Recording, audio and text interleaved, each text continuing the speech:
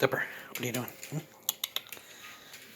Okay, so we have a surprise, and this is the parts book, or the shop book.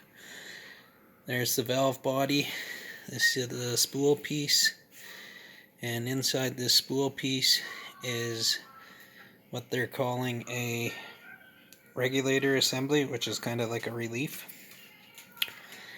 So it's got a poppet, or like a ball, a poppet, a spring, and then a cap, and then evidently it's 90 to 100 inch-pounds. And then there's these end caps and these centering springs that center the spools on the levers.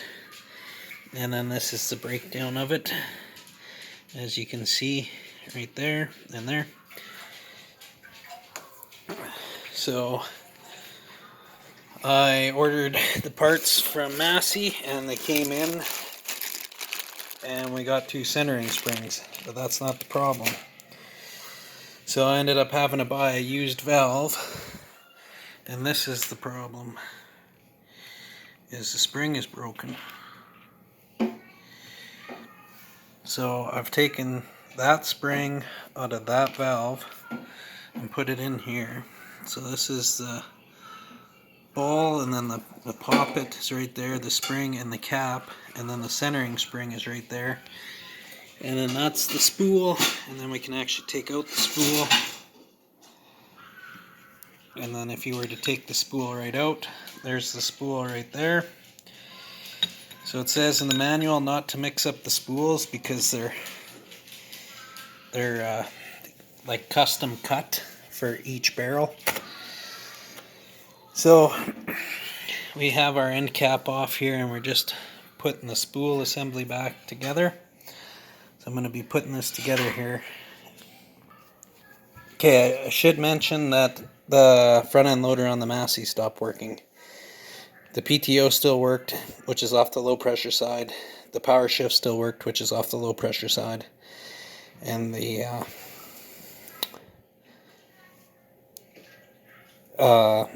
high pressure side has tons of flow, but hardly any pressure.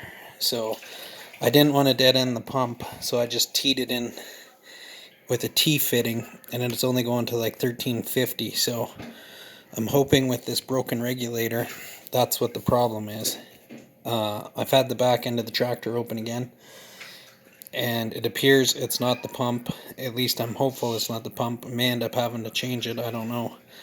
But anyways, that's why we're doing this. So in the book it says to use compression pliers to compress the spring, but I found if you use a crescent wrench you can hold it in and raise it enough to get at that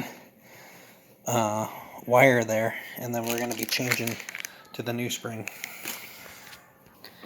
Okay, so I got the retaining clip off, so the center piece should pull out here. I'll probably have to use both hands because I have to guide it, but the barrel is going to slide right out of these 2 cups. Okay, I ended up taking the top one off and sliding it backwards, but I think really either way should go, but whatever, just watch this small O-ring up here, you don't cut her all up.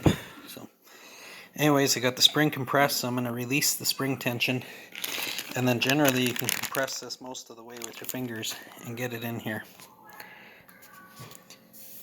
Okay, so I got it back together, and from what I can tell, the dished part was on top and the flat part was on the bottom.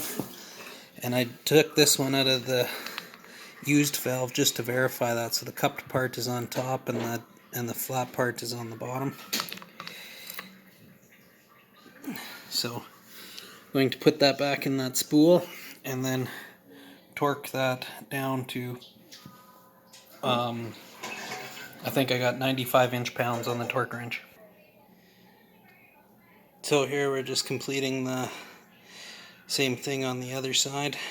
Be changing the centering spring. The new springs are quite a bit more. These were centering in the spool, and I ended up actually getting these because they thought they'd ordered the right parts, but they didn't. So anyways, I'll end up changing them regardless, but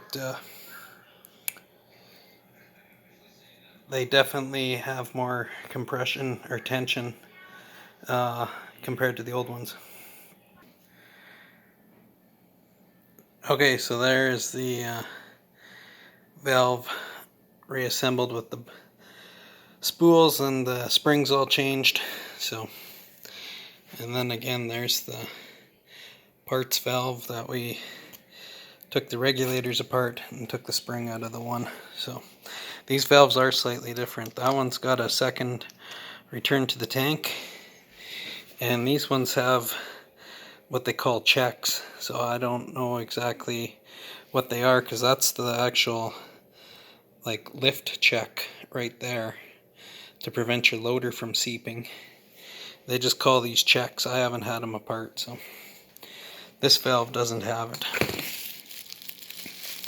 They would be right there. So anyways, that concludes the valve.